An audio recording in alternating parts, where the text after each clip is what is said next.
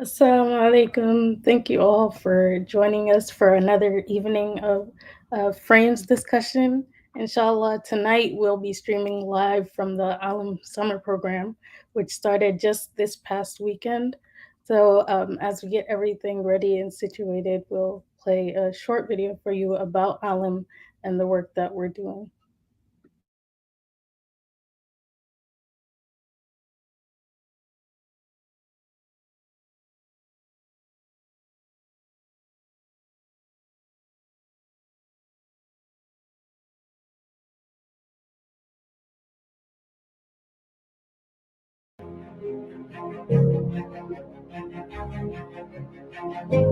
If I can describe ALIM in one word, it would probably be I would say love, because when I came here, I felt that I was loved by Allah subhanahu wa ta'ala. Would have to be miraculous. There's so not only is you get all the insight from all the different teachers, but the debates afterwards, just discussing with other people of other backgrounds and stuff, it is beyond enlightening.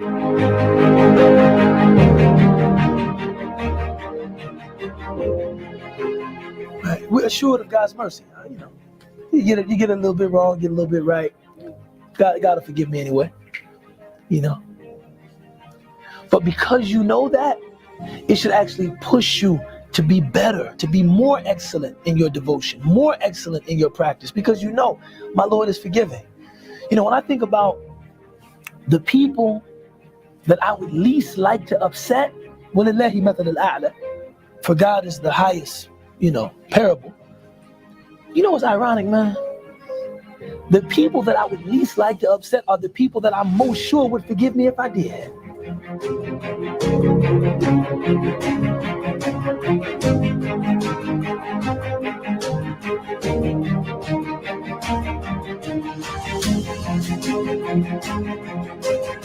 That's all you've got. They know so much more. What they can do is put Mu'tazilism into a perspective and say it actually comes from a historical moment in Islam when some things happen that just force people to think in some ways. Then they cannot put Mu'tazilism next to Khawarijism. They simply think about this is halal, this is haram, this is haqq, and this is batil. What you can do in your 2 minutes at ALIM is you can put A, B, C, D together and say, these are why these things differ. I don't know the details of Mu'tazilism or Khawarijism, but I know why they differ.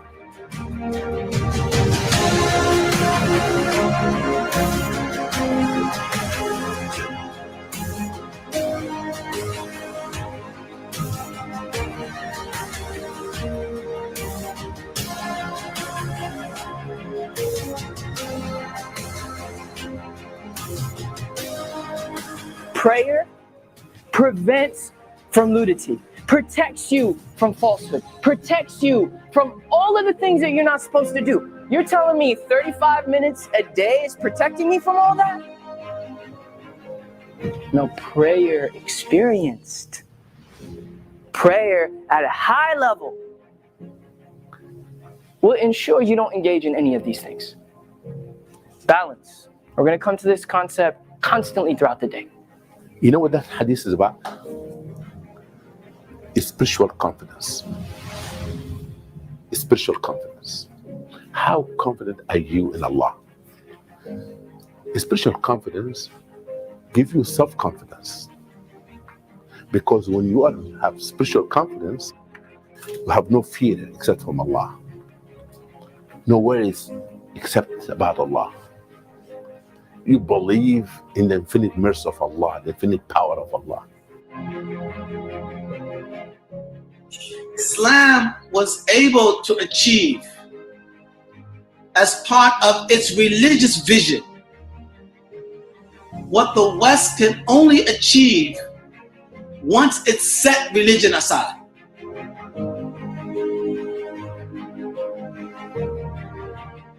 The biggest highlight for me with ALIM, this being my first experience with ALIM, has really been the presence of female scholars. I felt myself really spiritually connect with Ustadh Zainab Ansari and Dr. Hadi Mubarak.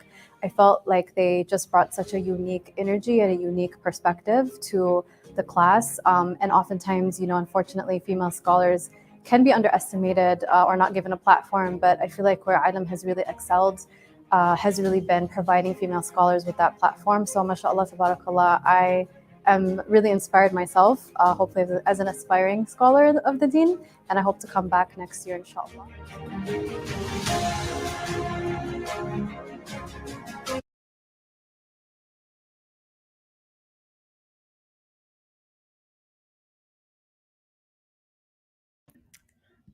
Alhamdulillah, our summer program for this year just began this weekend, and we're streaming frames live from the summer program. And your support makes all of this possible. Our monthly frames discussions, our book club, and our summer program where we don't turn away any qualified students. So we appreciate your continued support and ask you to keep us in your du'as and in your generous support. Next week, inshallah, we'll be holding our book club. The book that we'll be reading is The Etiquette of the Learner by Imam Badr ad-Din ibn Jama' al-Kinani. So you can go to alimprogram.org/book-club to join the book club there, where Ustadh Ubaydullah will be joining in the book club discussion, inshallah. So without further ado, our discussion tonight will be on economic justice and Islamic ethical framework. Our guest speaker for tonight is Sister Iman Masmoudi. Iman Masmoudi is the founder and president of Tunic, a shared profits artisans cooperative crafting ethical clothing from sheep to shop. She graduated from Harvard with a BA in political theory and Islamic intellectual history and holds a master's from the University of Cambridge in classical Islamic legal history. She is also a student at Harvard Law School. I'm really excited for this discussion, inshallah, and we'll begin now.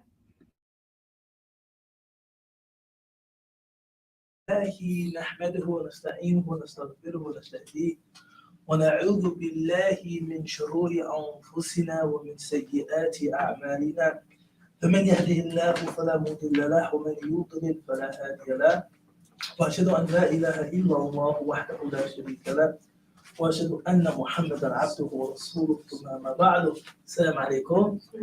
السلام عليكم. In earnest, I can say I'm very excited about this conversation, this evening. Sometimes you make mental notes about people or objects or things, and then you actually get to pursue the objects of your curiosity or admiration. I was in New York City last Saturday for the Eid Gala that my friend Ismail Saeed invited me to keynote, and he gave out gift bags to the attendees.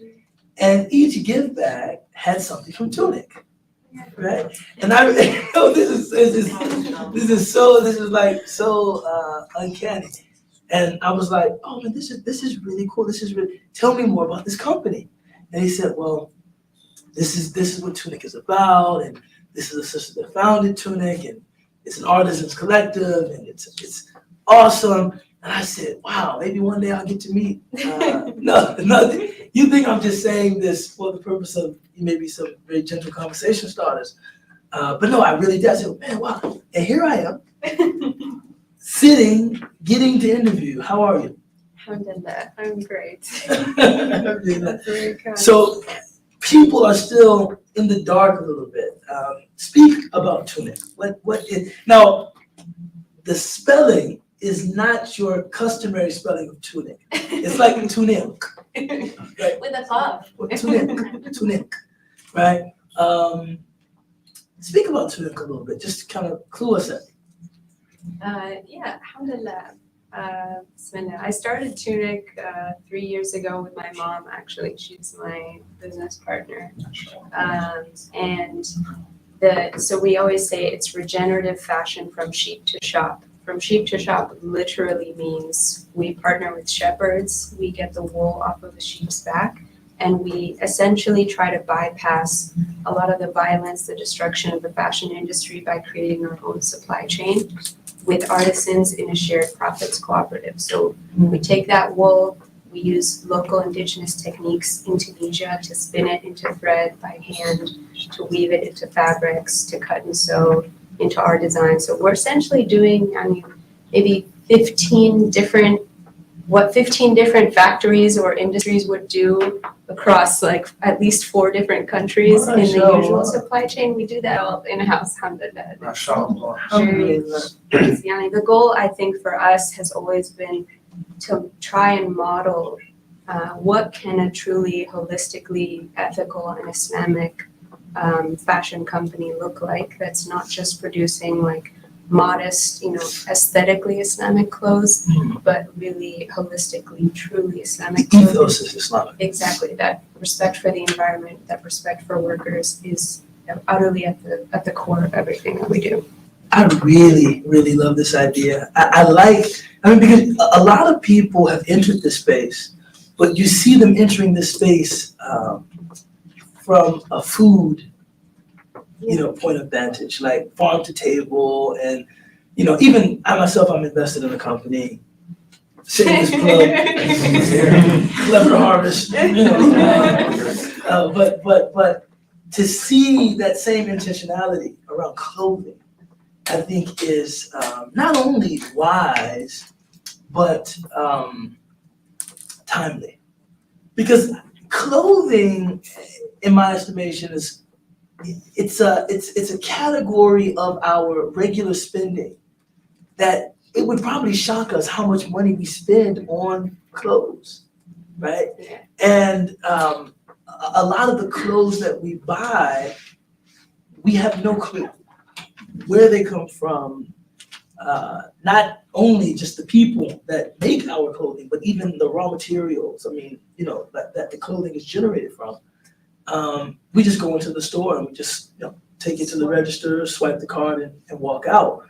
And we're Muslims, and I'm not a Marxist, but one perspective of Marx that I really think about often is that capitalism is sustained by alienation, right? We are alienated from each other as consumers. The producers, the artisans, they're also alienated from each other, right? And so, all of this takes place in like these silos that just like oils the gears of this soulless, bureaucratic machine that just cranks out, goods, and people are being exploited. So it seems to me that you took aim at that, but you wanted to do it within a field of endeavor that you really appreciate, that you like, that, would that be? Yeah, I think that's fair. Although to me, I'm still surprised that I started a fashion company. Like, it wasn't something I was really very interested in or passionate about. I enjoy it now so much, and I find so much beauty in the process, and it's just the best thing I've ever done. But I think it's exactly as you said. We sometimes see clothing, fashion, as some like a frivolous industry. Sure. It's just sort of something, it's not core to what we do every day. Food we see as much more central. But I think you're absolutely right. Most recent estimates have 1/4 of the world's population working in the textile industry globally. Wow. This is a massive, gargantuan industry. Every type of fabric, it's not just the clothes we're wearing in this room, it's the carpet that's on the floor. Sure. It's every single, upholstery, the chairs we're on, this leather. It's absolutely everywhere. And walk into any mall, I think the vast majority of the stores there will be clothing and accessory stores. Absolutely, yeah. No. Even globally, I think the industry is now on track to produce almost 200 billion new garments every year. Wow. For a planet of only 7 billion people. The scale of what's being made is so overwhelming and so destructive that the fact that we as Muslims are not at the forefront of fighting that, I think, is a real shame. We have more to do. One of my teachers, he would say that if we want to consume in an ethical way, we have to kind of reprogram our thinking, because many of us are programmed to seek the cheapest price possible. Yeah. That is really the most determinative factor when it comes to buying anything. Where can I find this the cheapest? And he just reminded me that whenever you see something being offered for a very cheap price, a corner has been cut, and most often that's a human corner that's being cut. Someone's being exploited, someone's being manipulated, someone's being taken advantage of. However, if we were content to pay more for our things, pay what they're actually worth, so somebody could be paid a fair price, but to consume less, right? Paying more, but using less, right? And using for, a greater length of time, we might be able to reorient our consumption in a less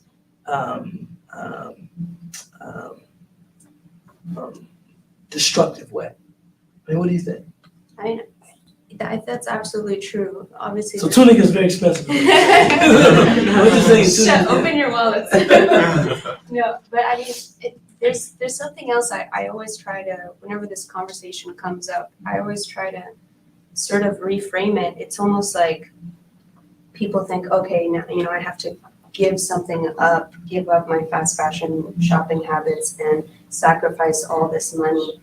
Whereas if we think of it as rather an invitation to do something that is better for you, that you're actively harming yourself through buying these things, because there's a spiritual reality underlying when you get an item that is made in violence and not made with barakah or beauty. I mean, it's like when you go on a sugar diet, everything else starts to taste sweeter.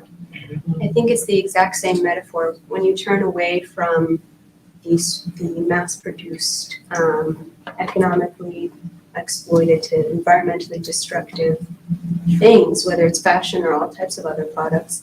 You don't even see them as beautiful anymore. I think you start to adjust your taste, and you don't even want that anymore because it doesn't connect with your heart the same way. Visually, it's not appealing anymore. And I think that's the fitra re-emerging, in my opinion. So it's not just that, as Muslims, we shouldn't buy things that contribute to external exploitation. That is obviously the case, but there's also an internal reality that I think, can be another motivator for people, that you can unlock something more beautiful in your life if you turn away from these things that are not good for you. If you look at the Shama'il of Imam Tirmidhi, and we have Ustadh Alina Safi teaching the Shama'il this year, and I expect that to be really good. You learn this really, it's a small, and it's a hadith of the Prophet alayhi sallam that you could just skip over it. It doesn't even strike everyone as significant, but that the Prophet sallallahu alaihi wasallam used to name his things. Right? That almost all of his personal affects, the items that he used regularly, he would name them. So his rug was named Jami', his camel was named Qaswa, right? His comb had a name, his mirror had a name. And some people suggest that when you personalize, right? And in this case, he was personifying the things that you use, you begin to appreciate them as more than just stuff, right? And then the person said, conversely, we filled our lives with just meaningless, just stuff, right? Just stuff.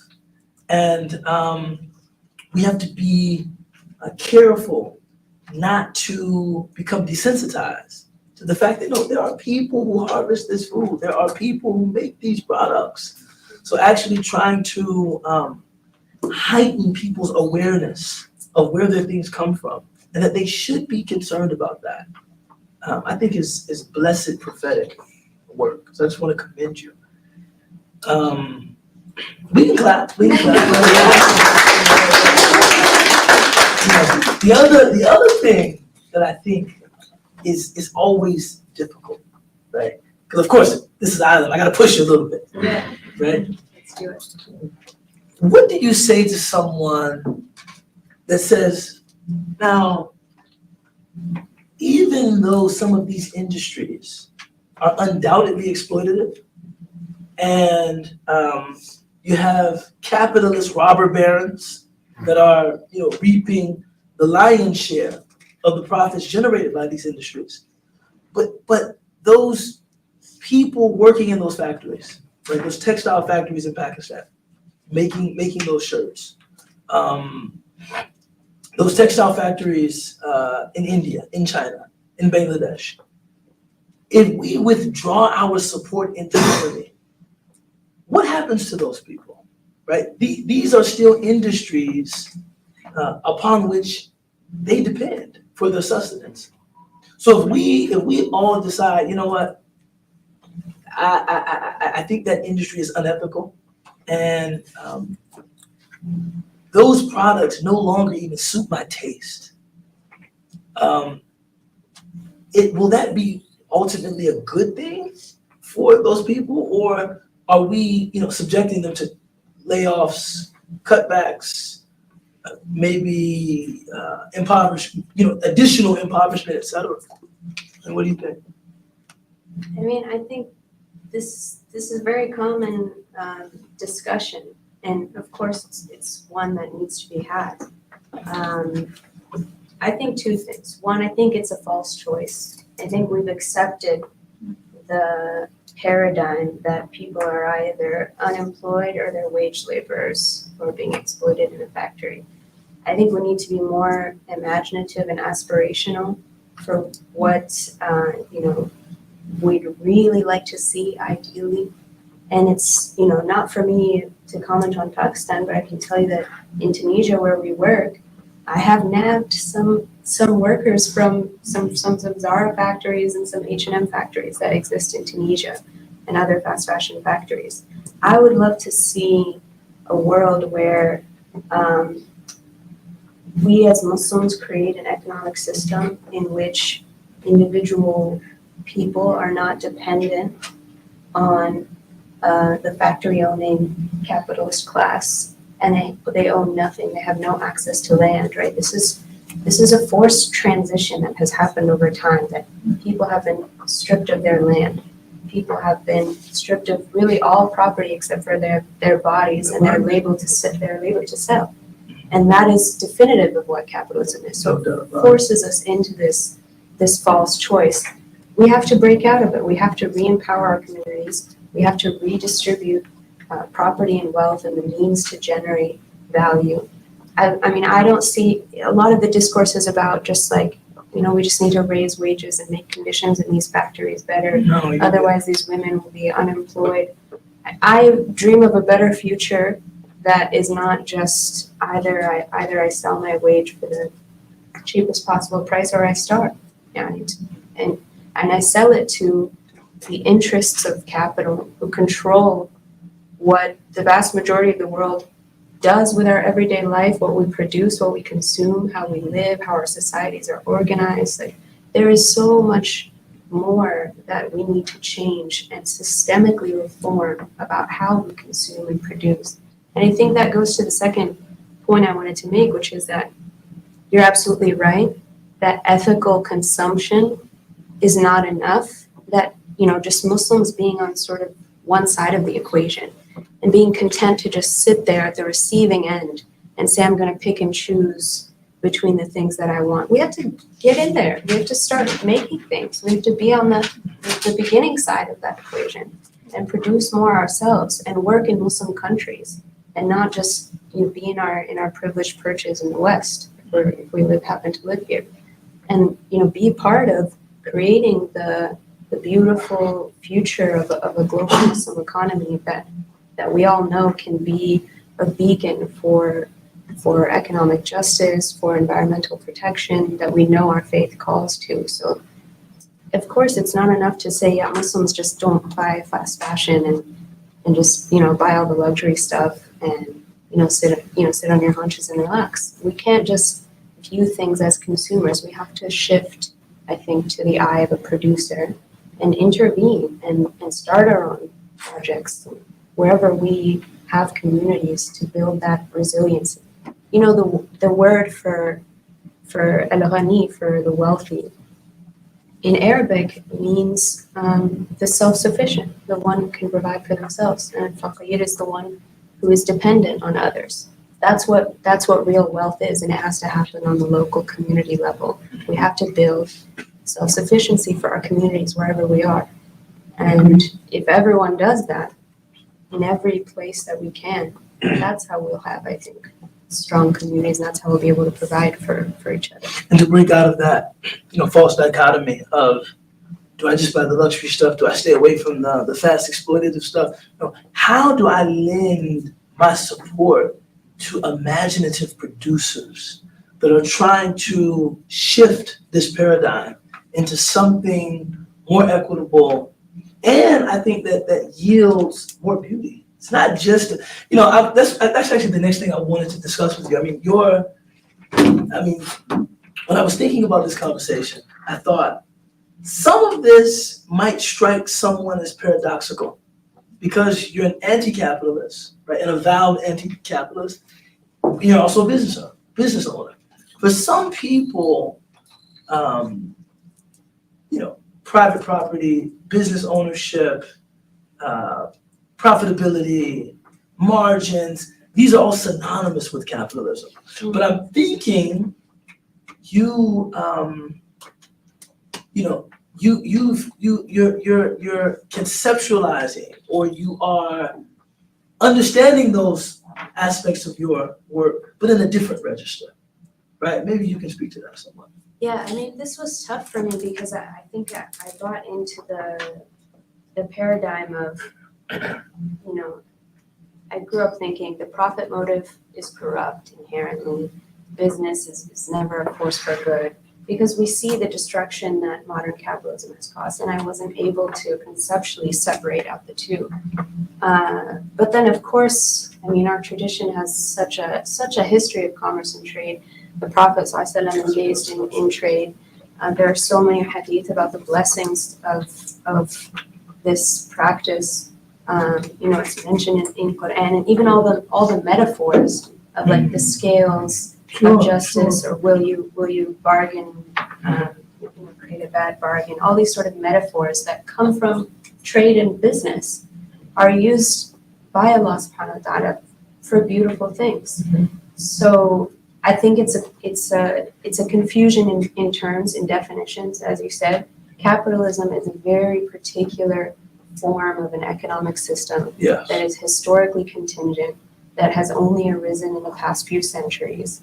And it is about what we were talking about earlier, the forced displacement of people from land, centralization of the means of production to the point where everyone else is not owning any property and it's just selling their labor. And so all of the control of an entire society is centralized in just a few hands, and that creates the wealth inequality and environmental destruction, the overproduction, and the dissatisfied lives that everyone is leading today.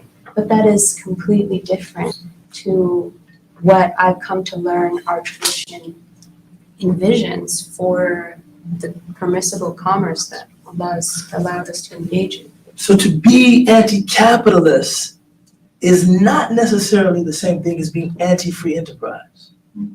Yeah, there's like kind of the Muslim Twitter discourse that like, an Islamic economy will just be like capitalism, but with zakat, and interest will be haram, and that's it. And that's it. But like, there's the history of the muhtasib, the market overseer, who would regulate very heavily what business people could do, how they would, health and safety laws, how they would dispose of their raw materials in the air and waterways. So it is free enterprise. There are hadiths about how the price is set by Allah, and those sorts of concepts. But at the same time, there's a history of regulation. There's a history of binding the potential for abuse that is within the power of every trader and merchant. And so within that scope, though, business and commerce is something that has the potential to create so much beauty. I mean, you have two people come together and they didn't know each other, and through this trade, they create a relationship that is mutually beneficial. I mean, that's some magical alchemy that happens there. No, it's beautiful. I remember being at Azhar and studying commerce, right, buyur, and I was shocked. You know, we were studying from the perspective of the Maliki school, right? And the first principle was that that trade must be something mutually beneficial. This is something that we've codified as law. Like, this is the first. It's not, if it's not mutually beneficial, it's not trade, right? It's exploitation, right? Someone is being taken advantage of here. In order for it to be trade, there has to be kind of a tabadul of manfa. I got something that was good, that was fair, that was just, that was equitable, and you received something that was good, that was fair, that was just, that was equitable. If you just look at that principle alone, a lot of the commerce that takes place in our society is thoroughly out. You know, it's like, this isn't good, and this isn't wholesome. How did you arrive to this? Because you said that it wasn't. I mean, were you always? Well, you mentioned that you weren't always into like fashion.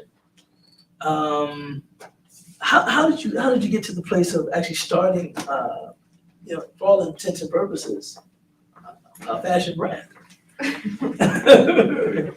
SubhanAllah, sometimes you just end up in places and yani, Allah took you there. I really have tried to answer that question so many times, every time I get asked it, and it's never, I think, a very satisfying answer. Yani, I had the vague idea. My parents are from Tunisia. I visited Tunisia every summer growing up. And they always instilled in us this idea that, you know, as a Muslim, you have to contribute to your community. You have to seek opportunities. Your privileged place in the U.S. it compels you to use that that benefit to serve others. So I was always kind of looking for opportunities, and I was meeting a lot of craftswomen in Tunisia. Because I was getting married, and there are all these traditional outfits you have to make, and they're very wardrobe change. They're very craft intensive. The embroidery is so delicate and beautiful, and I was spending time with them and just seeing what they were making with their hands. It really affected me, but I still didn't really want to do it. I had that, like, I don't know, almost like shame of like starting a business, because I viewed it as a negative thing. Sure. Like, it's only if you want to make a lot of money. Yeah. But alhamdulillah, I mean, I think it was through just, we started, my mom and I had so many conversations. In many ways, we felt compelled to do it, and through conversations with them, that prejudice just fell away. Because I saw that there's nothing but beauty here. These traditional artisans have been trading with one another in ways that benefit both parties for thousands of years. You know, Mark Fisher has a book called Capitalist Realism, and he's an anti-capitalist, but I think what he avers to say in this book is that, you know, capitalist presuppositions have saturated our thinking to such an extent that we can scarcely think of an alternative. Like, you know, just, you know, like a lot of just the very basic ways that we think about life. And like reading that, one thing that really struck me, and I'm going to be a little bit self-critical and introspective, was even for me thinking about how I think about labor, right? We think about labor as something, I don't know. I mean, it's almost like, you know, if someone is an auto mechanic, we don't think about their skill, even though, I mean, it's a highly specialized skill in the same way that we think of a software engineer, right? And if we're having some issue at our company with the mainframe system, we call it an engineer, they quote us a price, we pay it. With a mechanic, we're gonna say, $250. Can I get it for 165? Come on, man. Why are you doing this to me? And I find that this is the way that I myself will, I will, haggle with people in the labor community. And they often say to me, but when you go down to the store, the price is on the garment, you take it to the register, you pay for it. Right? Why are you doing this to me? The hospital sends you a huge bill. You pay the copay. Why are you doing this to me? I told you, if you want me to fix your porch, relay the concrete, I can do it. This is my price. And I think it was there that I had to confront. There's a certain dunya, a certain inferiority that I unfairly attached to labor. And this prompted me to look at, the sunnah of the Prophet ﷺ, and there's a sunnah of esteeming labor and people that do work with their hands. I think that your work kind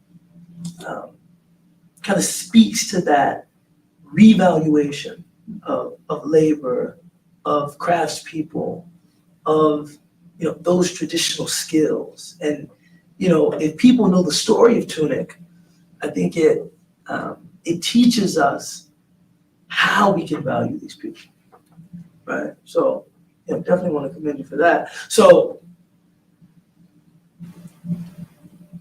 where can we find, if we want to purchase Tunic, where can we find Tunic? We're online at tunicoasis.com. Okay. The URL was actually a really hard thing for me because we were buying it when I first had my inner capitalist shame of starting a business. So I didn't want to call it tunicshop.com. Okay. So I was like, I don't want it to be a shop where people are just buying things. I want it to be like a refuge from that and for it to be a positive experience. Even if nobody buys anything, they interact with what's on the website, hopefully in a beautiful way. So that's why it's. So what can we expect to find there? What can we expect? So there's the shop tab, which Okay. I think is full of things that we hope are enriching to people's lives if that's what they're looking for. There's also the learn tab, which has everything about how everything we produce is made, in-depth videos, pictures, explanations of all the little ethical considerations. People really don't know. I didn't know what it takes, how many choices you have to make, how many difficult choices you have to make to abide by your principles. It's so much easier to do it the other way around, and to cut corners, as you were saying. So we wanted the website to be educational. And then there's also an Imagine tab, and we were talking about earlier about how narrow our capability to envision a different future has become.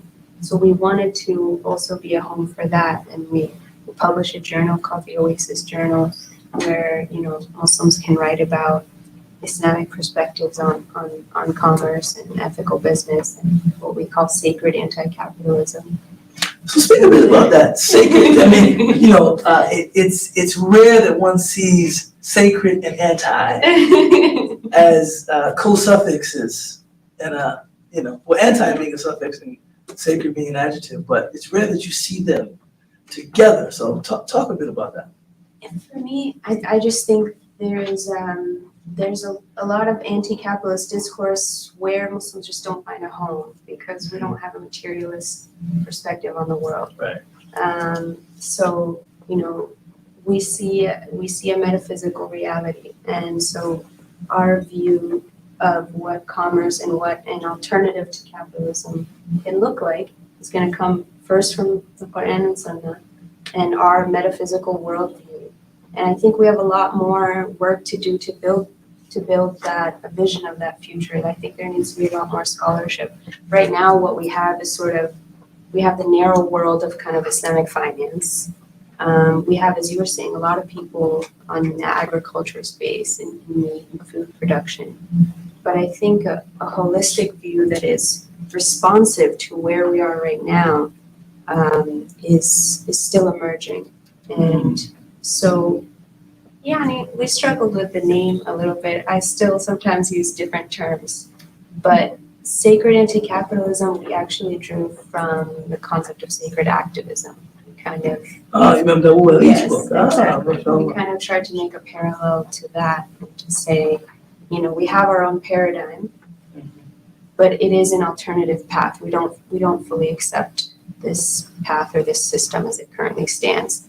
And we also don't accept the alternatives as they've been proposed by the rest of the world. We have something else that we want to offer that comes from us and that we think is beautiful. And it's being built. You know, I think whenever the conversation turns to anti-capitalism, where I'm always stuck, my impasse is, are we talking policy or are we talking culture? Because there are some things that can exist on a policy level in terms of a certain degree of openness. However, culture, in my estimation, takes precedence over policy.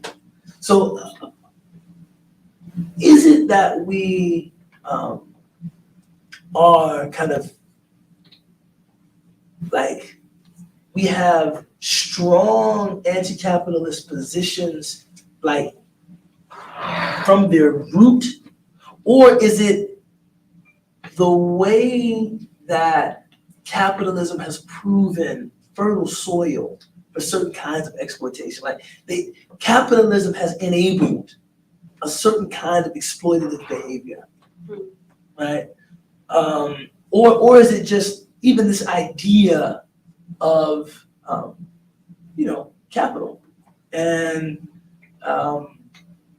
capital not having borders, capital not having regulation, capital conferring rights of ownership, that we're just against that entirely? Or is it just the culture of capitalism? I mean, I don't have all the answers. Not me either. We're just having a conversation. I don't know. But I think there's a middle path where we see on the one hand that obviously our Sharia protects private property. That we all know that. Sure. It's one of the maqasid of the Sharia. And so this is my one. Yeah, no. We're never gonna go that far. That far, sure. And then on the other hand, I think we see structurally within our tradition the tools for a consistent depressing force on the centralization of capital within one hand. The way our inheritance law is set up to split things up and spread them as wide as possible. You know, the tradition of inheritance law in like English law is to try to keep things together as much as possible and centralize as much property and get collected. Explicitly in the Quran, so that the money doesn't become constricted to a small circle among you. Right? And zakat, the requirement to pay from wealth, not from income, that it can never just sit there and be accumulated, and everything in the Quran that speaks against hoarding and all. So there are forces that we have within our legal tradition, and also the ways that we're encouraged to act and to seek excellence, that will always be a kind of depressive force. The ban on interest, obviously, that capital can't just grow itself without. I mean, even more than, I always tell people, man, it's impossible to be a Muslim and not be anti-capitalist, because we don't believe in the commodification of money. That's the big one. You know, it's like, hello, we don't believe in the commodification of money. We don't believe that money is something that can be sold. Money is a means. It's a holder of value, but it can't be something that people sell and trade and profit from. That's called riba. You know what I'm saying? يَمْحَقُ اللَّهُ الرِّبَا وَيُرْبِي الصَّدَقَاتِ. Riba is something that is destroyed by Allah, and sadaqah is something that is blessed.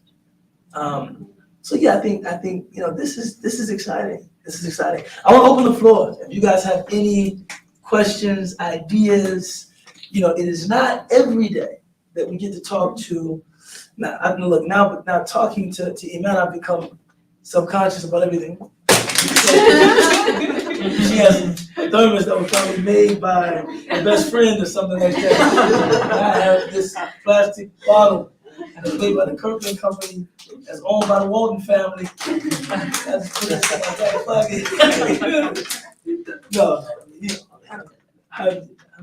Any questions, ideas, you guys want to,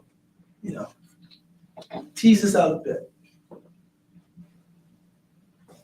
I was really interested by what you were saying about, I guess, focusing on your local community and being able to restructure whatever kind of system through a local kind of lens. And so obviously you're doing that through your own connections in Tunisia.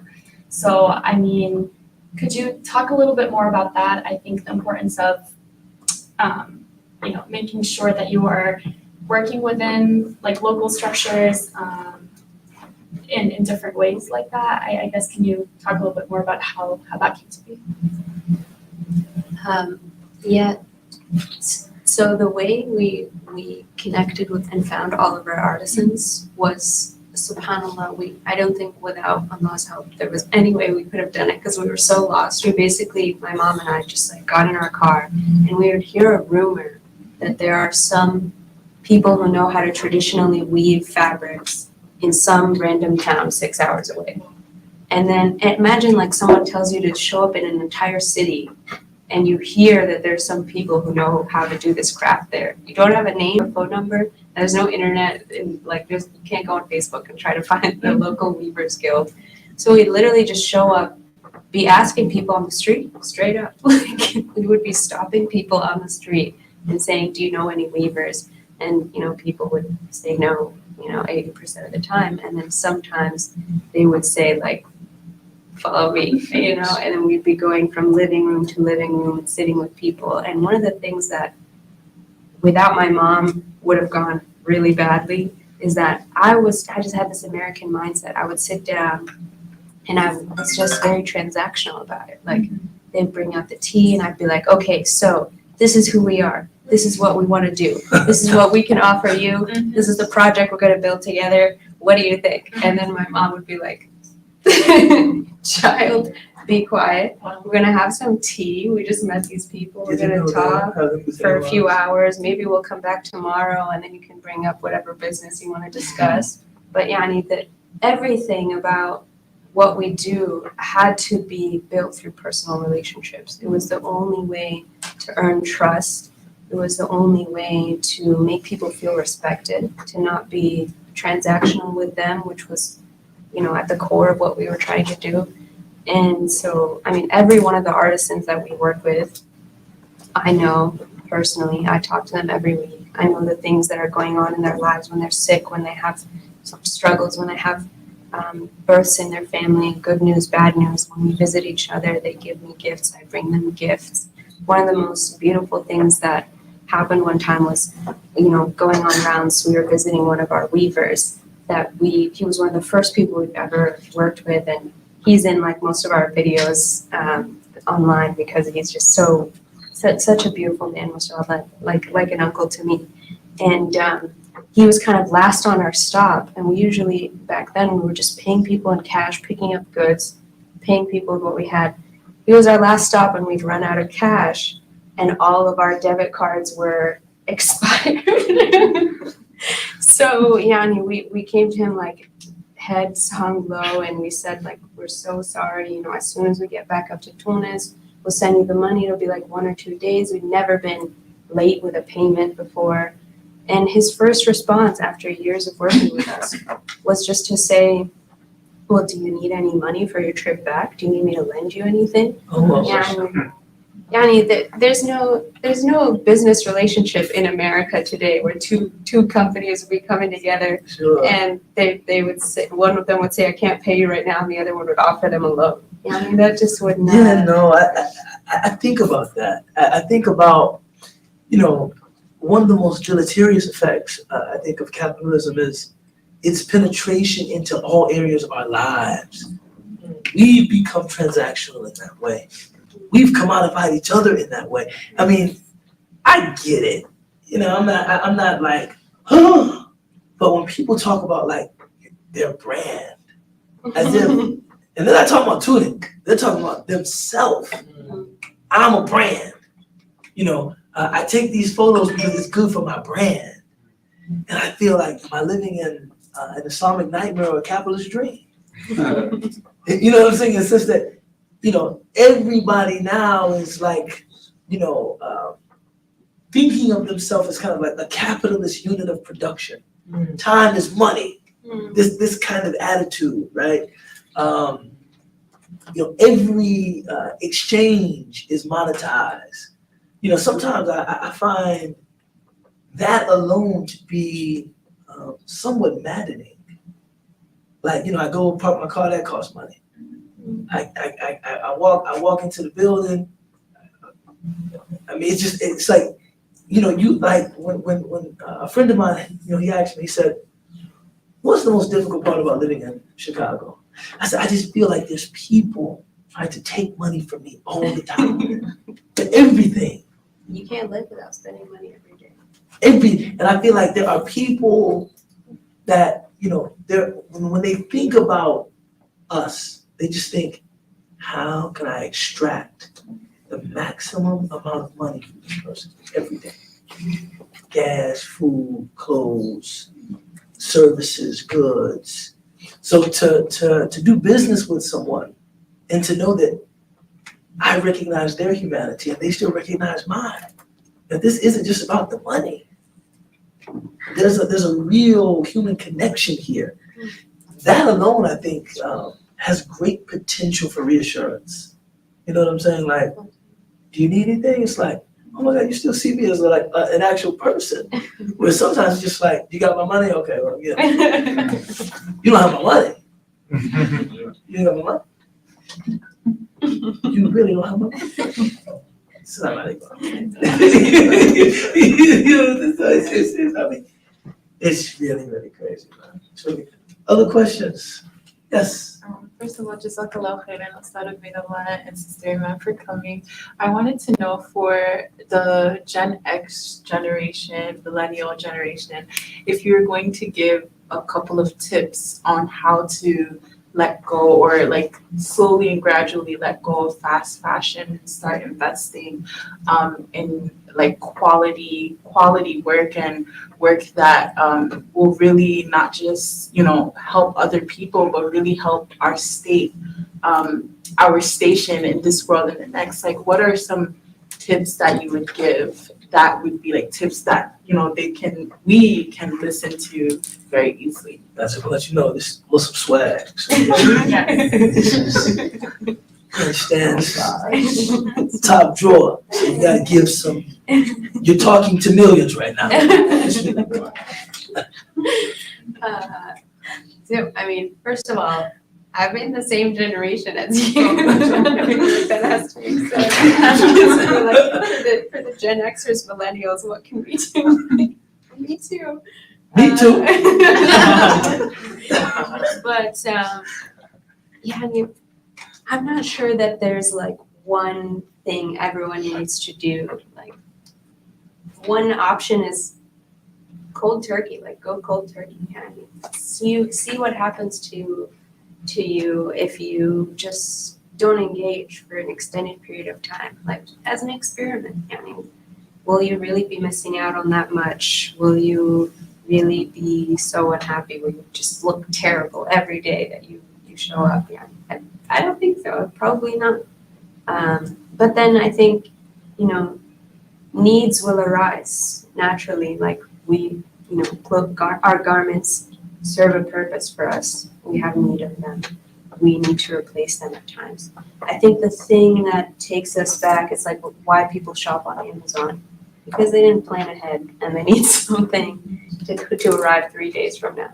And it's the same with clothing. I think ahead. What you'll need is Eid like 3 months away, and you want to look nice for some reason, and consider not buying anything new for Eid. But then if you want to, or if you want to get a gift for someone else, plan ahead. Give yourself the time to do research, to find alternatives, to get some fabric and have something made with a local tailor in your community.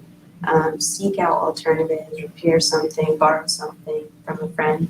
But then I think also educating ourselves. Something we have to train in ourselves is that eye of a producer. Like for me, I didn't know how things were made. I didn't know the difference between cotton, wool, and silk. I didn't know what a pattern was. And that's like something I feel all the time interacting with the artisans in Tunisia. Is I just feel kind of dumb. Like I don't know where things come from, how things are made, how you can interact with all these different natural materials that Allah has provided to make something with your hands for almost anything that any human need we have.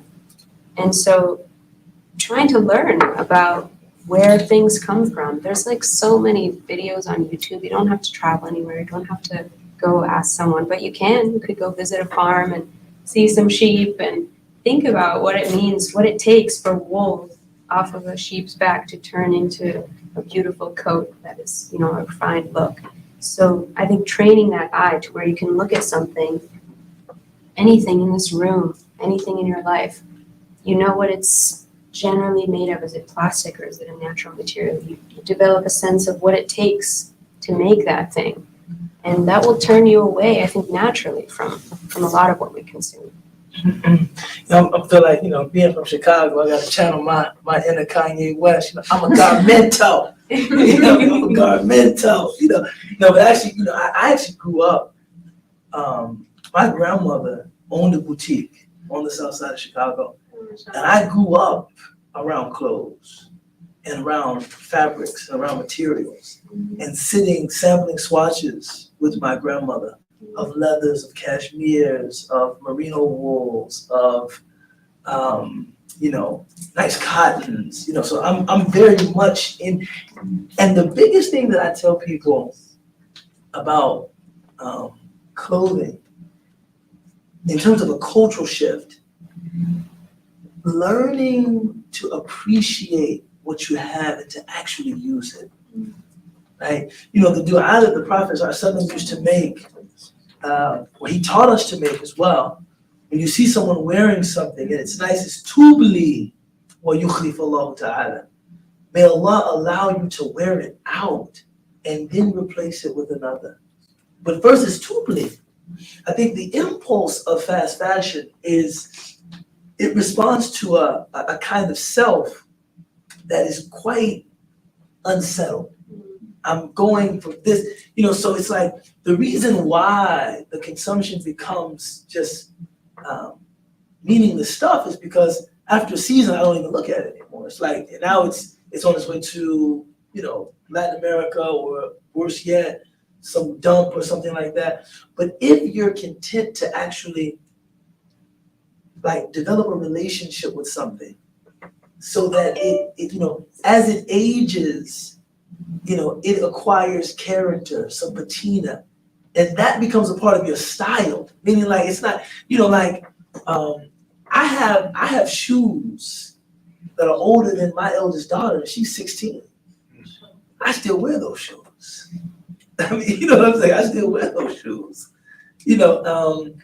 It's kind of like, and of course, they don't look like something you just pulled off the rack. I mean, right? Look better. They look better, right? There's a patina, the heel may be worn down, maybe they've been re-heeled a few times, there's creases in the leather. For me, all of that is a part of the life of the garment, right? A leather jacket isn't good until you get a few, but I think we have, I think culturally, we've turned away from that kind of relationship with our things, and I want something new every 30 days. Every 60 days, I want this. It's like this isn't even cool anymore.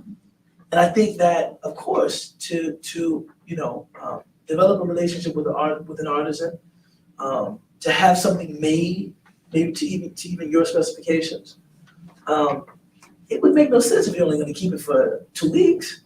Why would you do all of that? Yeah. So I think also too, you have to buy less and wear what you have. You know, I remember when Scott Schumann first developed the Sartorialist. This is a photojournalism website, and this was years ago. Sartorialist, I don't think he's active anymore on that platform. And there was this Italian guy, and he had these leather gloves, and they had this really nice patina, and they were creasing this way. And somebody said, "Man, how can I get my gloves to look like that?" And he said, "You have to wear them. You know, this isn't like you have to actually wear them, and they'll acquire this kind of patina and this kind of richness. But you also have to buy quality things that will display that kind of character as they age." Do you know it's the same with wool? I remember Yeah. it's part of Allah's designs. It peels and it gets softer with time. Time, People yeah. always complain that wool is itchy, and the only reason you have soft wool in stores, commercial wool, is because it's like pre-battered with so many chemicals to try to pre-age it to get that softness to it. That's already part of Allah's natural design. Like I remember the first time we visited one of our weavers' workshops, and I'm like kind of rubbing the fabric that's on his loom that he's weaving. It's 100% wool.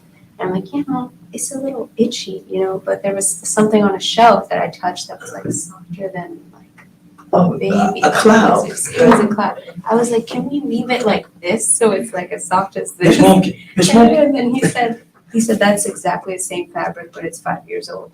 And I was like, You're like, I don't know this stuff. I love textiles. Like this is for me.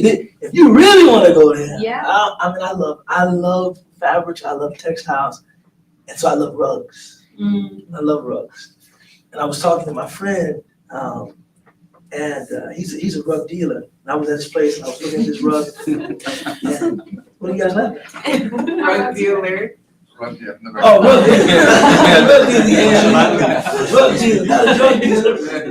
He is my boo. But he unrolled this rug, and there was a few holes in it. Unexpectedly, we found a few holes in it. A moth had got to it in his basement. And I said, there's holes in the rug. He said, that's how you know it's good. If the moth doesn't eat it, you know it's synthetic. He said, that's how you know it's good. This is the one you want. Something on your skin that even the insects won't come near. He's like, if it was synthetic, the moth wouldn't touch it. Right? This how you know it's good. I was like, you know what? I'll take it. I tried. I put it in the living room. I was like, nah. But I love a good distressed rug. The color just wasn't good. The color wasn't good. But I think this is such an important company and such an important conversation. Yeah. We do rugs as well, but we do prayer rugs. But I need one. You have one. It's in your box. That you got at Eid Gala last weekend. I got to open it. I got to open that box. I'm like, did I get one of those? Maybe I didn't get that. What? He didn't get. And I was the keynote speaker. He should have get Ismail. The fist. I'm gonna give you a fist. No. We'll hook you up, inshallah. We'll make that right. Because some of the honorees, there was Dr. Debbie El-Muntasir, and there was Rashad Bilal. He was going into the bag and showing what they had, given them as gifts, and there was a tunic rug. But then in my bag, there was just it's just cologne. It's just cologne. But I do think that I love the collective nature. You're partnering with these artists, right? And developing a mutually enriching partnership with them. That's really fresh, man. That's really fresh. Where would you like to see the company go? Yeah, I mean, people always ask me that as if we want Tunic to be like the next Nike or something.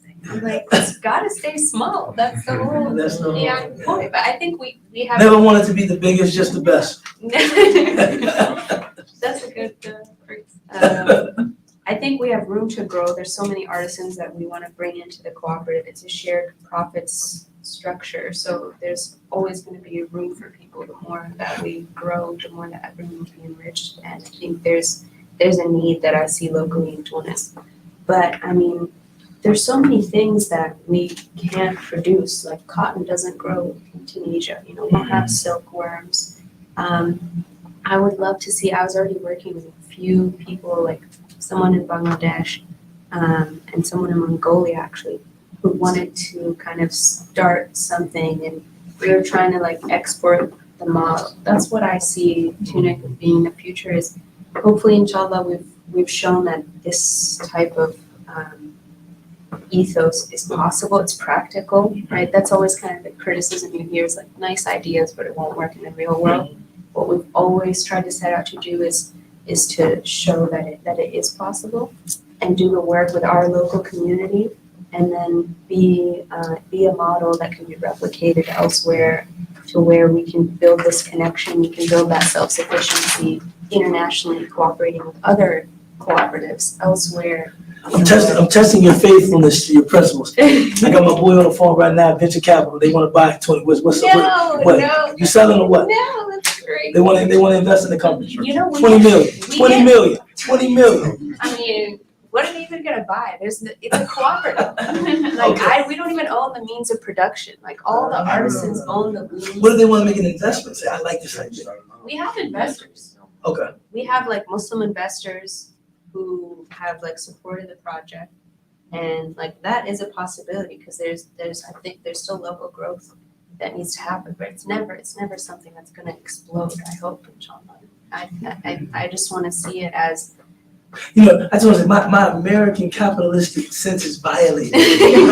By you just hearing a person say it's never gonna explode, inshallah. It's like, what kind of business person are you? It's just a trippy thing. It's like, I mean, it's probably never gonna be big, inshallah.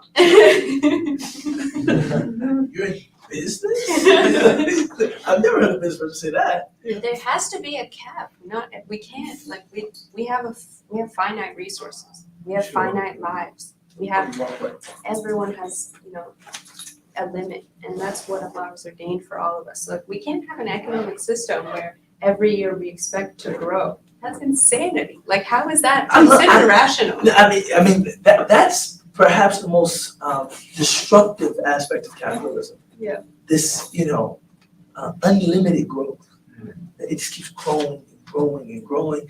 It's interesting that the Arabic term is istihlak for consumption is literally to seek to destroy something. Istihlak. Halaka. Halaka is like to destroy something. Of course, istif'al, that verb form is to seek, right? It's a verb of talab. So, consumption has great destructive potential if it's not done in a sustainable way, And for us, sustainability is, synonymous with, recognizing what we consume as Allah's provision. Like Allah gave this to us, but there's stewardship. We have to be, good stewards of what we've been granted. Sure. Other questions? Yes, Habiba. I did have one. So you want Tuna to stay small, but from my understanding, you don't. You want this kind of you want organizations like Tunic to be the norm. So what would you say is the best way to get the word out there, to tell other producers, hey, we're doing this, it's working, it's sustainable, you should do it too? It's a fair question. I compare it a lot to like what's happened in like the farming space, for example. Like there's agribusiness, industrial agriculture. Clever harvest. Clever harvest. Clever harvest. Bismillah. And the response isn't to do something on that scale that is like better in some way. That's not even possible. The solution is to scale it down and to, diffuse farming to be more local and basically to have like your local organic farmers everywhere in the world. And so there needs to be that movement, I think, in textiles and fashion, the exact same viewpoint that this form of production needs to be localized. There's going to be trade, right? There's no place can produce everything that can be made in the world. And there's so much benefit that will come from that interaction and from, that cross-cultural exchange. But the root will be every community can provide for what it needs. And beauty will come through that process. I mean, just think like we all wear the same clothes because they're all mass produced. Like we all generally dress the same way. That's very sad and also not fashionable. It's such an, like that fact alone, I struggle with that because that fact alone is such an indictment of the monoculture. I remember older Muslims telling me that you used to go to Hajj, and after the pilgrims, disrobed from Ihram, you could see where everyone was from because of how they were dressed. Everybody dressed differently. There was dress that symbolized a person's, national community because they were usually wearing something grown there, made there. He said, now everybody dresses the same. Everybody looks the same. It's as if capitalist producers have learned to feed us all with one long spoon. You get some, you get some, you get some, you get some, you get some. And trying to get back to a place that is more unique and personal should be our goal. The reason it's a struggle for me is because a lot of my kind of indigenous vernacular culture is the monoculture. Like this is, you're wearing Adidas, I'm wearing some little espadrilles that actually were handmade, but that's a whole other thing, what I'm saying? Little flex, little stunt, what I'm saying? You live, a lot of the vernacular culture with which I'm comfortable is the monoculture, what I'm saying? But I have, kind of an inherent relationship to it. Like, I mean, at this point, I have memories and other kinds of culturally significant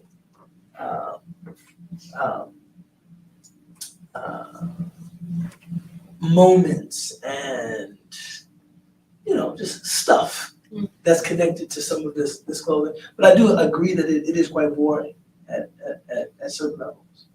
But like when you have, and even like there's a lot you can do with a suit.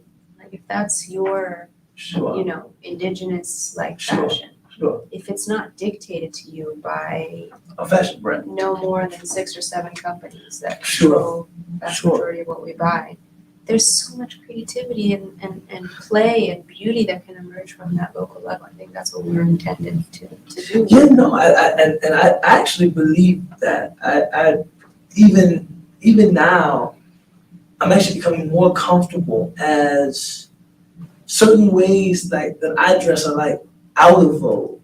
They're not, meaning like at this point, this is just something that is like a subjectivity of mine, but it's not popular. It's not, in fact, I mean, my favorite kind of shopping, and I know some brothers aren't. I love shopping. I love shopping, man. It's a therapeutic hobby. Me, really, most of the shopping I do, flea markets, rummage sales, consignment shops, vintage shops, because you get to see clothing from other eras, and it just feels more personal, more unique. It's just higher quality. and it's better. Yeah. You know, as somebody that's been into fashion for probably better part of 30 years, that I've been intentional about my own clothes. And I'm not that old. That lets you know how young I started. You know what I'm saying? I can tell you, even companies that people regard as, you know, venerable, They're putting out trash. this stuff is, even now if you compare it to like real stuff, it's really trash. But if you even compare it to what it used to be 20 years ago, the quality has dipped significantly. I mean, it's not even the same. I mean, you touch the ply of the fabric and you're like, this is paper mache. This is not tricot. This is not what it used to be. This is not what it used to feel like. You know, even like, kid you not, even the shirt that I'm wearing now, I tell you, this shirt is horrible. Now, I want to make clear something. I used to buy these shirts as a 10 or 11-year-old. I always loved this 2-button polo shirt. And the collar of the shirt would remain firm, right? The fabric was resistant enough that I would wear that shirt for like 3 or 4 years. And it was still, now you own it, you get it cleaned one time and the collar's like, it's just not the same as it used to be. And I can actually feel the difference. Like this isn't how this used to be, man. This stuff used to be like, it was made to last. Now there's built-in obsolescence. It's actually made so that you have to come back and get to fall apart. So that you have to come back and buy more. My mom talks about that because I grew up in the US, but then my parents about 10 years ago moved back to Tunisia after the revolution. So she lived there, was working on tunic, and now they're back here. They came back here last year. My mom calls me and she's like, what is going on in these stores? I walk into a store and I'm like, this literally seems like fake clothing, like someone this isn't real. It's like supposed to from a distance look like a costume clothing, but it's never meant to be worn. Like it just everything is plastic. It's so fake. It's so, you go to like one of these old shops, you see one of these old suits, you put it on, it's like a coat of armor.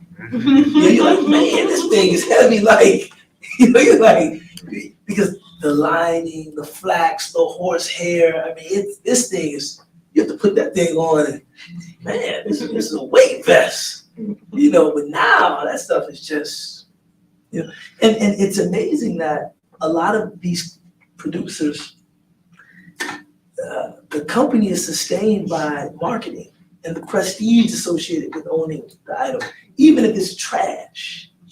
Even if a true aficionado, a true connoisseur could detect in 2 minutes, this isn't good, but it has that label on it, it has that insignia, it has that name on it. So it's like, okay, it's good now, right? Or it just looks flashy. Or it just has like a flashy look to it. But I always say, everything looks pretty good when it's new. Everything. I mean, that's just, wait until you clean it. 2, maybe 3 times, you gotta look at that thing, and that's why it's on the trash heap. It's like, what is this? Everything looks good when it's new, but wear it a few times. See if you still like it. No, go ahead. I was just gonna say, we probably are out of time, but one of the biggest things that we tried to think intentionally about and was a big challenge for us was how to think about marketing and like how to, create like selling language that doesn't feed the machine. It doesn't make people feel like. What'd you come up with? I mean, for us, we never use language like, oh, it's like must-haves, or we never use sort of language of urgency, like get it now, but that tries to force people into decisions. I think of it as like, we believe we've created a beautiful offering and we want to be there when people are looking for it. We don't want to force ourselves down people's throats. So we don't pay for any type of intrusive advertising, any types of like data mining ads. We really just go where people are already looking for things. So we show up at markets, at marketplaces, at conventions. We partner with other brands on their platforms, things like that. But see, I appreciate that. But I think there is a lot of space for you to be not aggressive, At this point, guys, we just talking. Yeah, we're just. You know, we're officially, we got to bring but officially in the conversation. But I think there is space for some very intentional marketing. You know, I'm thinking about like, you know, like the company, Patek Philippe, the watchmaker. You know, their motto is, you never really own a Patek. You just hold it for the next generation, right? This idea that this isn't something that you buy and it's just, now of course the watch costs probably $85,000. You know what I'm saying? You know what I'm saying? But you know, you never, it's not something you really, but I think that, like, I think if I'm thinking tunic, right, I see my invoice like that. I'm thinking, you know, the idea of, you know, knowing that the product is made in an ethical way, and knowing that the people that produced it did so hopefully from love, and that there's baraka in it. I think like doing dhikr as they were making it, I think that that's something you want to not wave a flag and say, hey, but I think that, like, I think there's potential, like, I think that, like, that has great, there's a great attractiveness to it. That if you said it, like, boldly, it wouldn't be like, you're just like the rest of them. It's like, no, they're shouting from rooftops, talking about something false, and I'm shouting from rooftops, talking about something true. But I am shouting, but I wouldn't use that very, get it now. Yeah, I think that cheapens the spirituality of that is infused, you know, throughout this project. But the idea that, you know, we're gonna tell you this is better, because it is actually. Right? Like this is the real deal. Right? This is something real. And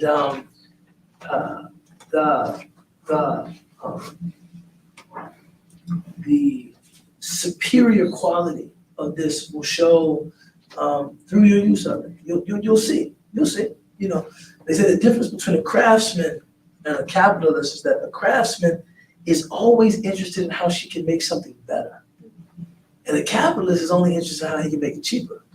How can I make this? How can I produce this for less money? What corner can I cut to get more money out of this? You know what? How much cotton are we using per shirt? See if we can reduce that by, you know. And he's sitting, he has all his team of consultants, bean counters there saying, you know, if we reduce the content of the cotton content of each shirt by 7%, we'll save $3 million this quarter. You know, and so now the shirt's getting thinner and thinner and thinner and thinner. That's capitalism, right? Whereas, you know, a craftsman it's good, but maybe if we reinforce some stitching here, a little more here, it could be even better. And that's just another idea. Look, we're just talking now, right? But that's what we always try to do. Like we haven't put out a new design, a new look for a garment, like brand new, in like 2 years. We've only been like, okay, here's version 2.0. We made the buttons like higher quality. They keep making it better. And I think too, for garments that people like, one thing I find really cool is offering them a chance to maybe offer some feedback. You know, because how many items that you're like, man, I love this, but if there's a pocket right there. We do custom stuff for people like that. You know, if there was something right there for my phone, that would be, you know, if there was, you know, I like this, but I think, you know, just how can we make this even better?